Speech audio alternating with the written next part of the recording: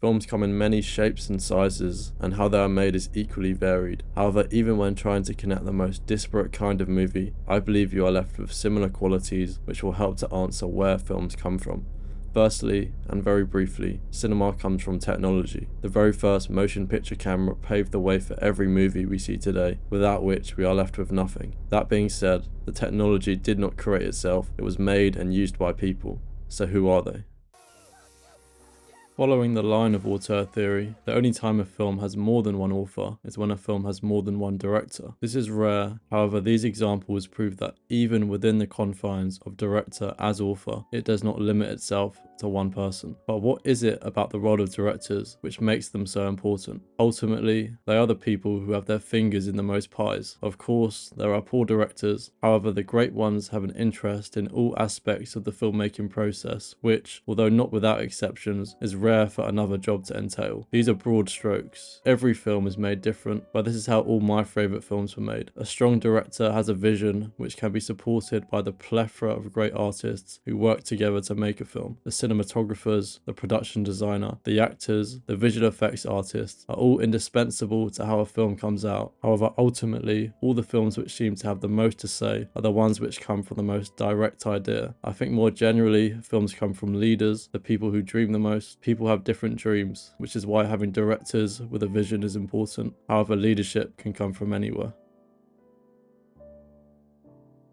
Another important idea is the participation of the audience. A film without someone watching it is like a jigsaw still in the box. Ultimately, films are completed by the viewer attaching their own experience onto the movie, putting the pieces together themselves. Every audience member is a storyteller. When we watch something, we want to see ourselves in the story, and so we interpret things through our own desires, our own attitudes towards the world, hoping to find characters, events, and ideas we can connect with. Similar to people having different dreams, I don't think people ever share an experience of a film because the material which makes up the film is interpreted in completely different ways. Some people love movies for the images, others for the sound, or maybe just for the atmosphere that cinema creates. Either way, every film is subject to the creation of the audience. For example, with almost every film I watch, I interpret the story to be about the journey of the filmmaker's dream. I've often thought that the rock in Parasite symbolizes a dream, something which can destroy, something mysterious, and ultimately something which has to be let go. Furthermore, in A Man Escaped, I see the film as being about someone trying to escape their dream, the obsession needed to do so, the patience and perseverance, the unexpected, and the collaboration required. Of course, both these examples are extremely personal. Bresson actually was a prisoner of war, so the film may not have been a metaphor at all. However, as a young man, he undoubtedly had a dream. He wanted to be an artist, first a painter,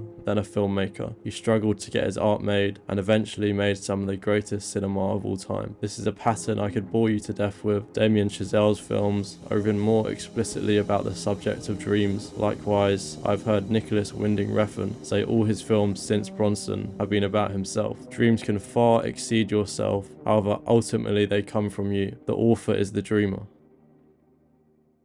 To demonstrate this, I have to stray from movies and return to painting. This is Bavers at Asnières by Georges Seurat, which he followed by making his most famous work, A Sunday Afternoon on the island of La Grande Jatte. The paintings were made 2 years apart. 2 years later, he made his third major work, Les Pauses. The paintings are a triptych, a beginning, a middle, and an end. The first painting is having the dream and looking over with searching eyes to the other side. The middle is getting to where you wanted and creating what you desired. The final painting is called The Models in English. This is the escaping of the dream after having used it as the subject. It is the stripping down of artifice and the awareness of what came before. It loses some beauty, perhaps because innocence is now entwined with the experience of the journey. All the paintings Seurat made after these and before his death were of celebration, reflection, disillusionment, and wandering. Young woman powdering herself, for example, was planned to include the artist in the mirror, maybe another hint that his work was ultimately always a reflection of his own journey. But then again, he decided against that,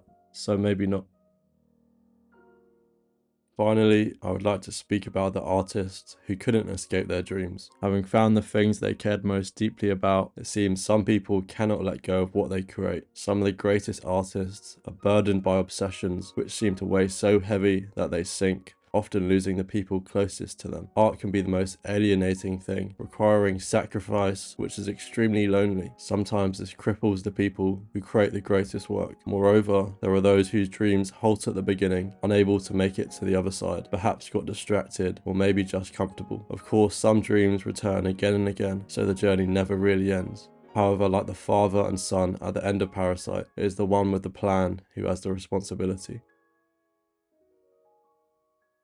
So films come from dreams, from the dreams of the people making the technology, to the writers and everyone working together to make a movie. This includes you and me, whoever may be watching, to participate and imagine ourselves inside the world of the film. Have you ever watched a film which felt so personal you felt like turning away? Dreams inspire and confront us in ways which make us uncomfortable. However, these feelings can be challenged, leading us to understand ourselves better, ultimately reaping the most fruitful surprises. Films are both a mirror and a filter, so we also love cinema for escapism. We want to see the world as it feels, as it could be. We want to escape ourselves, escape these dreams, and create things.